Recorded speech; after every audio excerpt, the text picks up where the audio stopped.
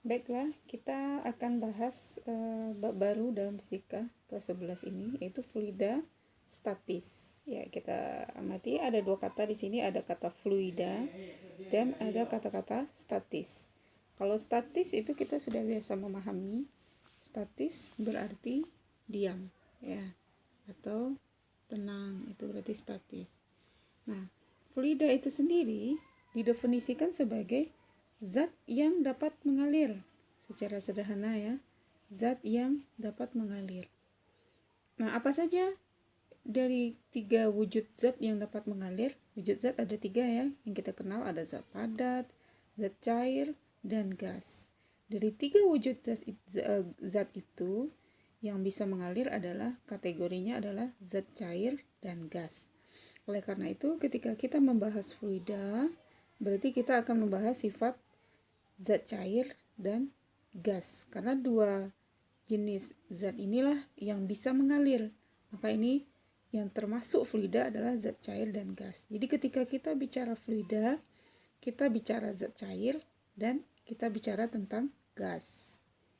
Nah, kemudian kajian tentang fluida statis dideskripsikan, ya, diungkapkan dalam kaidah, dalam konsep tekanan hidrostatis dan konsep tekanan atmosfer. Ya.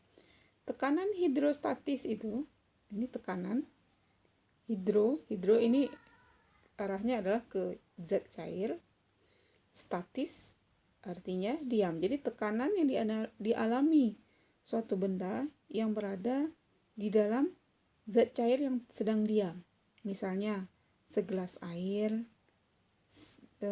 di danau misalnya ya.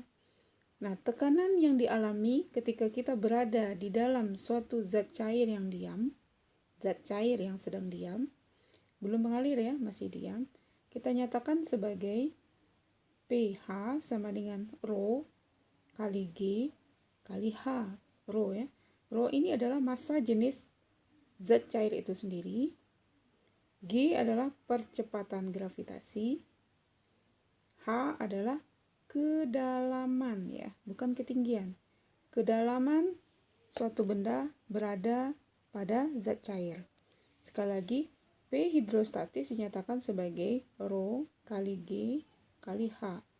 Rho adalah massa jenis zat cair, G adalah percepatan gravitasi bumi, dan H adalah kedalaman. Jadi, kedalaman. Kemudian yang kedua yang kita deskripsikan dari dari fluida adalah tekanan atmosfer. Kalau ini adalah zat cair, kalau atmosfer adalah tekanan udara. Ini biasa dilambangkan dengan PO ya, tekanan atmosfer. Nah, alat ukurnya sudah sering kita dengar, yaitu barometer.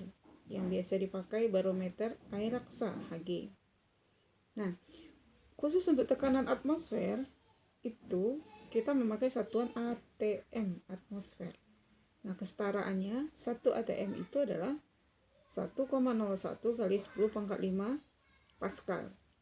Satuan untuk tekanan secara internasional adalah Pascal ya, atau Newton per meter kuadrat. Nah, konversinya seperti ini, 1 ATM adalah 1,01 kali 10 pangkat 5 Pascal atau 76 cm Hg. Hg adalah Hiragiru, arti air raksa. Karena barometer kita barometer air raksa. Itu tekanan atmosfer. Nah, bagaimana ketika segelas air di atasnya ada udara?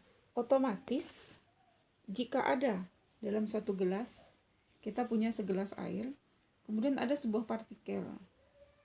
Nah, tekanan total yang dialami oleh partikel ini adalah yang pertama tekanan oleh udara, PO.